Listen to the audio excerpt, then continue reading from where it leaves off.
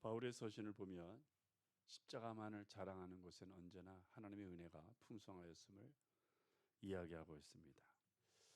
요즘 저는 그런 생각을 많이 합니다. 지도자 한 사람이 백성을 행복하게 하기도 하고 비참하게도 할 수 있구나, 그런 생각을 많이 합니다. 올해 우리는 대통령이라고 하는 나라의 큰 지도자를 선출해야 되죠. 그래서 우리가 기도를 많이 해야 합니다. 많은 백성을 행복하게 할 수 있는 지도자가 세워지도록 우리가 기도를 많이 해야 되는 것입니다. 또 우리가 염원하는 것만큼 악의 영들도 이 한국 땅에 살고 있는 백성들을 괴롭게 할 수 있는 지도자가 선출되기를 바라고 있겠죠. 우리가 여기에 맞서 정말 우리를 행복하게 할 수 있는 지도자가 세워지도록 우리가 기도 많이 해야 되는 것입니다.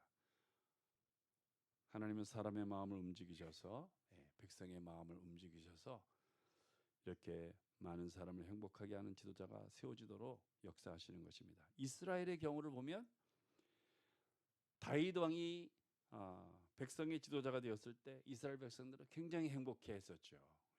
근데 사울이 왕이 되었을 때는 이스라엘 백성들이 참으로 불행했던 것임을 우리가 볼 수 있습니다. 저는 개인적으로 느헤미야를 좋아합니다. 편한 시대에 편안하고 경제가 풍성한 시대에 백성을 행복하게 하는 것은 그리 어려운 일이 아니에요. 그렇지만 포로 시대에 이제 막 포로에서 해방되어 돌아왔는데 아무것도 갖춰져 있지 않는 그런 시대에 느헤미야는 지도자였죠. 총독이었죠. 그런데 느헤미야는 백성을 행복하게 한 지도자였습니다. 우리가 이스라엘을 이렇게 가보면 지도를 보더라도 우리가 알 수 있는데 이스라엘의 주변 국가들이 전부 한결같이 이스라엘의 적이에요. 적. 우리나라하고 이스라엘하고 좀 비슷한 점이 많아요. 우리나라도 주변 국가가 전부 우리에게 호의적이질 않죠. 중국이라든지 일본이라든지. 또 우리가 이 동남아시아 국가들도 보면 우리가 국교는 맺지만은 우리에게 호의적이보다는 오히려 중국이나 북한이나 일본의 호의적인 나라들이 더 많죠. 근데 이스라엘의 경우에 그렇게 적으로 둘러싸여 있는데도 불구하고 수천 년 역사 속에서 망하지 않고 세계 강국들과 어깨를 나란히 할 수 있었던 것은 어려울 때마다 이 느헤미야 같은 좋은 지도자들이 나타났다는 거죠. 그게 우연인지 아니면 하나님의 은혜인지 몰라도 그 어려울 때는 꼭 좋은 지도자, 백성들을 행복하게 할 수 있는 지도자가 나타났다는 거예요.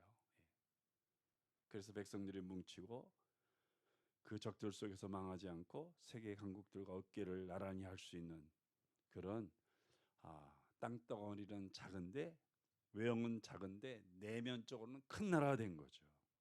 그래서 우리는 이 느헤미야에게서 좋은 면들을 많이 배워야 됩니다. 배워서 우리 자녀들에게 가르치고 또 이 좋은 면들을 우리가 꿈꾸고 이렇게 할 때 또 우리에게도 좋은 지도자가 나타나게 되는 것입니다. 그래서 느헤미야에 대해서 우리가 연구를 해보면 먼저 우리가 알아야 될 것은 느헤미야에게는 모든 일이 다 순조롭게 된 것이 아니에요. 몇 가지 어려운 난관에 부딪혔던 느헤미야를 볼 수 있습니다. 그 난관들을 이겨냈다고 하는 거죠. 우리가 고진감래라는 말도 있잖아요. 우리 인생은 어려운 일들이 많이 앞에 놓여 있는 것입니다. 그것을 이길 때 우리에게 달콤한 그런 은혜가 찾아오게 되는 거죠. 느헤미야에게 일어났던 난관이라고 하는 것은 첫 번째로 반대 세력이 많았다는, 반대 세력이. 우리가 어떤 일을 하려고 할 때 반대에 부딪히게 되면 낙심하게 되죠. 이 낙심하게 되면 능력도 상실되고 의욕도 상실되고, 그래서 결국 일을 시작했지만 끝을 맺지 못할 때가 많이 있죠. 끝을 맺더라 할지라도 열매를 원하는 것만큼 거두지 못할 때가 많이 있습니다. 그래서 우리가 이 반대에 부딪혔을 때 이 반대를 극복하는 것이 굉장히 중요하죠. 그래서 느헤미야가 성벽 재건을 하려고 했는데 산발랏이라든지 도비야 같은 사람이 반대하고 나섰습니다. 이런 사람들은 느헤미야로서는 감당할 수 없는 엄청난 반대 세력, 막강한 반대 세력이에요. 17절 18절 보면 또한 그때 유다의 귀족들이 여러 번 도비야에게 편지하였고 도비야의 편지도 그들에게 이르렀다. 이 말씀은 그만큼 이 산발랏 도비야의 반대 세력들이 귀족들이 많았다는 귀족들. 귀족들이라고 하는 것은 기득권 세력이 돈이 많은 사람들. 그래서 18절 보니까 도비야는 아라의 아들 스가냐의 사위가 되었고 도비야의 아들 여호난도 베레가의 아들 무술람의 딸을 아내로 맞이하였고 유다에서 그와 동맹한 자가 서로 정략 결혼을 하고 서로 동맹을 맺어서 느헤미야를 반대하는 세력이 하나의 큰 골리앗 같은 그런 세력임을 성경이 이야기하죠. 정말 권력으로 또 돈으로 막강한 사람들이 느헤미야를 반대했던 거죠. 이 정도 되면 포기하죠. 근데 15절 말씀 보면 성벽 역사가 52일 만인 엘루월 25일에 끝났다. 이렇게 반대 세력이 엄청남에도 불구하고 성벽 재건을 시작한 지 52일 만에 마쳤음을 보고하고 있는 것을 볼 수 있습니다. 이렇게 엄청난 반대 세력이 있었지만 끝을 맺고 열매를 거둘 수 있었던 것은 바로 하나님께서 이 반대하는 세력들을 두렵게 만드셨기 때문이었다고 성경은 우리에게 가르쳐주고 있습니다. 16절 말씀 보니까 우리의 모든 대적과 주위에 있는 이방 족속들이 이를 듣고 다 두려워하여 크게 낙담하였으니 그들이 우리 하나님께서 이 역사를 이루신 것을 알미니라. 이렇게 설명하고 있습니다. 그러니까 주변의 모든 민족들이 느헤미야가 저렇게 반대를 하는데도 불구하고 52일 만에 성벽을 역사를 마친 것은 하나님이 저들을 도왔기 때문에 그렇구나. 그렇게 생각하고 다들 두려운 마음을 가졌다는 거예요.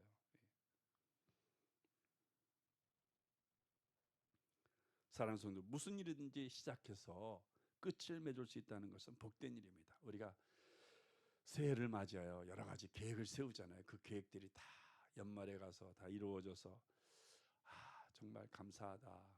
이렇게 되면 정말 복된 일이 아니겠어요? 근데 우리가 세운 계획들 거의 90%가 끝을 맺지 못하거나 맺어도 우리가 정말 마음에 시원한 마음을 가질 만큼 열매를 거두지 못할 때가 많죠. 또 인생이라고 하는 것은 수없이 많은 반대에 부딪히며 살아가기 마련이에요. 뭔가 하려고 하면 반대에 부딪히게 되죠. 바울도 복음 전파하는 일을 수없이 하는 데 있어서 수없이 많은 반대에 부딪히잖아요. 하나님께서 바울을 반대하는 자들을 멸하시는 모습을 볼 수 있습니다. 그래서 바울은 고백하기를 내가 이 모든 것을 수고한 일은 내가 한 것이 하나도 없다. 하나님의 은혜로 된 것이다. 그렇게 고백하지 않습니까? 인생에 방해하는 세력들을 두렵게 만드실 수 있는 분은 오직 우리 하나님 한 분이심을 성경은 우리에게 말씀해 주고 있습니다. 그렇습니다. 우리가 작든 크든 살아갈 때 항상 반대가 앞에 가로막혀 있어요. 내가 어떤 뭘 해야 되겠다 할 때 돈 때문에 좌절하고 사람 때문에 좌절하고 세상의 이 사회 제도 때문에 좌절하고 어떤 구조 때문에 좌절하죠. 그 반대를 이기고 우리가 열매를 맺으려면 바로 하나님의 도우심이 있어야 되는 것이죠. 올 한 해도 우리 성도들의 모든 삶에 하나님의 도우심이 있기를 주의 이름으로 축복합니다. 그걸 알고 우리가 올 한 해를 시작을 해야 돼. 반대가 많구나. 내가 뭘 하려고 해도 장애물들이 많구나. 그런 걸 알고 우리가 하나님을 의지할 때 하나님의 도우심을 받을 수가 있는 거죠. 느헤미야가 또 부딪혔던 난관은 음모가 있었다는 거예요. 그냥 반대만 있는 게 아니에요. 음모도 있었어요. 그래서 이 6장 앞부분에 보면 어떤 음모인지가 나와 있는데 느헤미야가 성벽 재건을 하는데 느헤미야가 판단하기로는 이거는 내 개인적으로 이걸 이룰 수 있는 일이 아니다, 그렇게 생각해서 이 일을 위해서 기도하는 기도팀을 만들었어요. 그 느헤미야는 총독으로서 그 바쁜 와중에도 이 기도팀과 기도하는 일은 결코 빠뜨리질 않았습니다. 근데 그 기도팀 중에는 누가 있냐면 스마야라고 하는 사람이 있어요. 스마야. 근데 이 반대 세력이 스마야를 뇌물로 매수한 거예요. 이 스마야가 기도를 많이 하기 때문에 하나님의 계시를 자주 이렇게 이야기를 했어요. 근데 이 스마야가 갑자기 두문부출한 거예요. 안 오는 거예요. 기도하는 시간에. 그러니까 느헤미야로서는 스마야를 찾아갈 수밖에 없죠. 찾아갔는데 스마야가 이야기하는 거예요. 하나님이 내게 계시를 했는데 반대 세력이 당신을 죽이려고 하니까 잠시 동안 성벽 재건을 하는 일을 멈추고 성소에 그 구석진데 가면 방이 하나 있는데 그걸 외소라, 성전 외소, 은밀한 방이에요. 거기 가서 숨어 있으면 이 시기만 지나면 당신이 안전할 수 있다. 거기 가서 숨어 있으라. 그렇게 스마야가 하나님의 계시를 이야기했습니다. 처음에는 느헤미야가 그게 하나님의 계시인 줄 알았어요.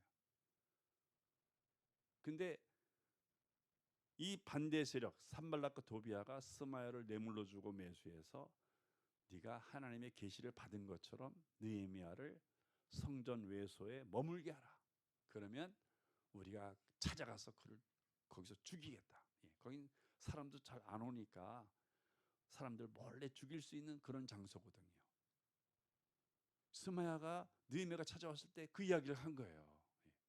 근데 느헤미야는 하나님의 계시인 줄 믿었기 때문에 순종하려고 했지만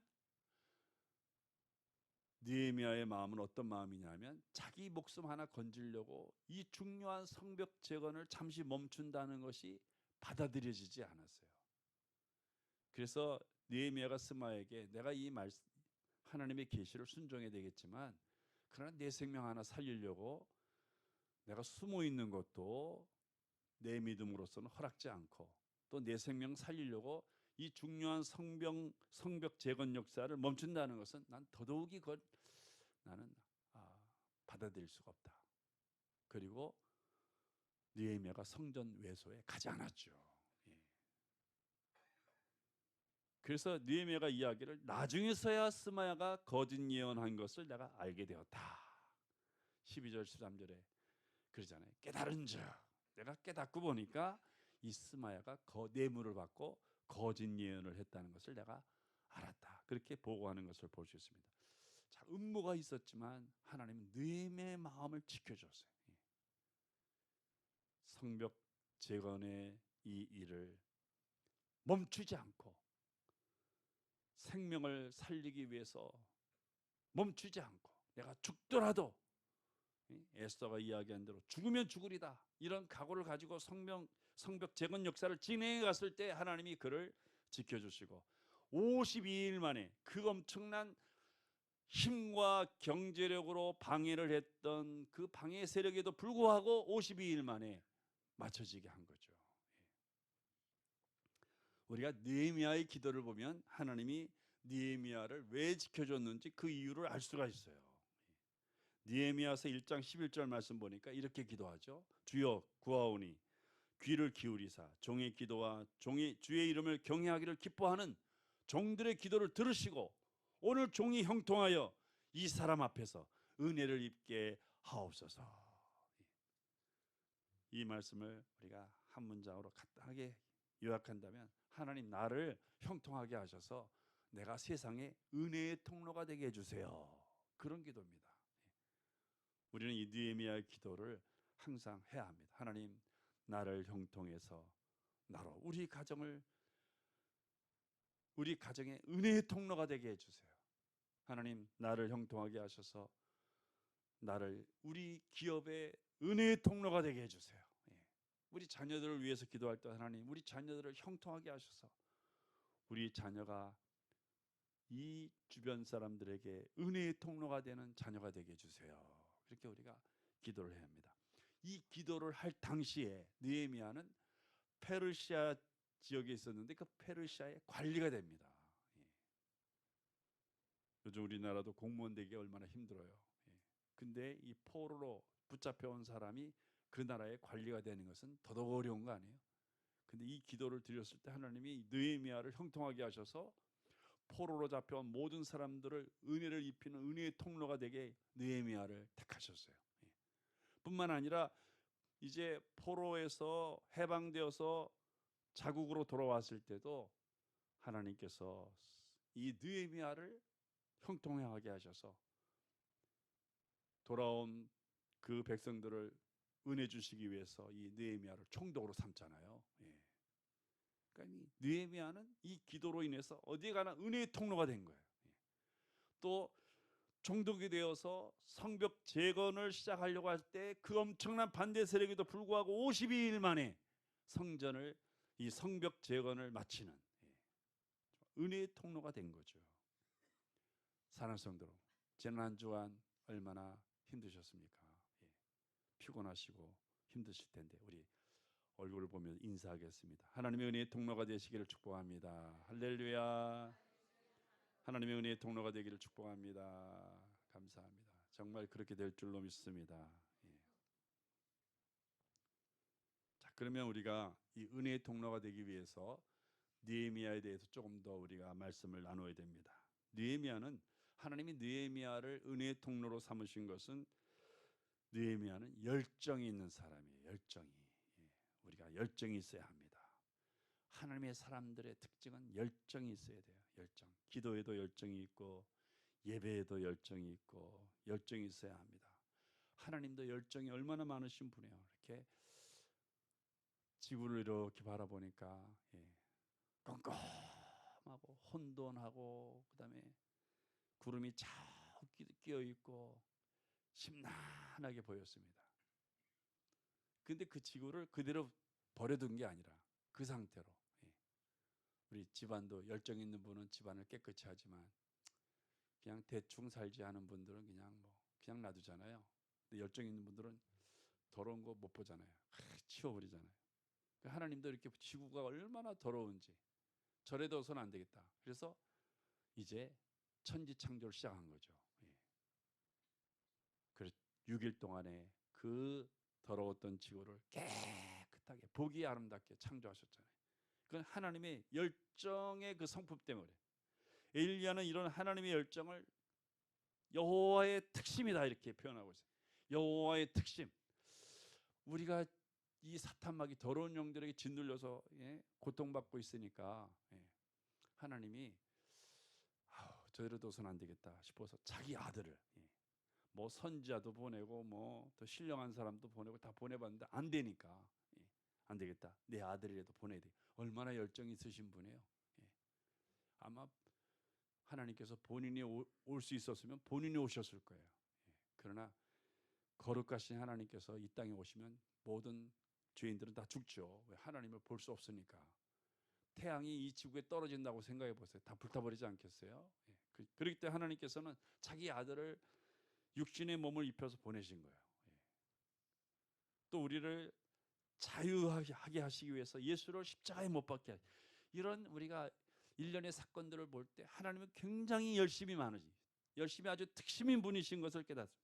예수님도 이 땅에 오셔서 열정이 얼마나 많으세요. 그냥 뭐 3년 우리 제 군에 33개월 근무를 했는데 하루하루 보낼 때마다 국방부 시계는 돌아간다. 국방부 시계는 돌아간다. 그렇게 하면서 시간을 보냈어요. 내가 무슨 일 안 해도 국방부 시계는 돌아가는 거야. 그러면서 지냈던 기억이 납니다. 근데 우리 주님은 뭐 3년 그 시계바늘 안 돌아가겠어요? 그런데도 누울 것 없이 또 밤새 기도하시고 또 예루살렘 부지런히 드나드시고 복음을 전하시고 뭐 예루살렘에서만 복음 전해도 되실 텐데 갈릴리로 내려가시고 또 저 두로와 시돈 지방까지도 가시고 뭐 그냥 분주하게 그때 뭐 차가 있었습니까? 차도 없이 걸어 다니시면서 도보로 이렇게 활동하신 참 열정이 있으신 분이에요. 하나님은 열정 있는 사람을 사랑하고 도와주십니다. 우리 성도들도 열정을 회복해야 돼요.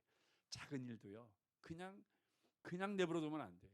그냥 쫓아가서 하나님께 기도하고, 하나님, 내가 이 일 정도는 내가 해결할 수 있지만 하나님이 도와주세요. 하나님 해결해 주세요. 내가 이걸 해결하면 내게 하나가 이득이 되지만 하나님이 해결해 주시면 열이 이득될 줄로 내가 믿습니다. 하나님 도와주세요. 이렇게 우리 열정이 있어야 돼요. 하나님이 그걸 좋아하세요. 열정 있는 모습을.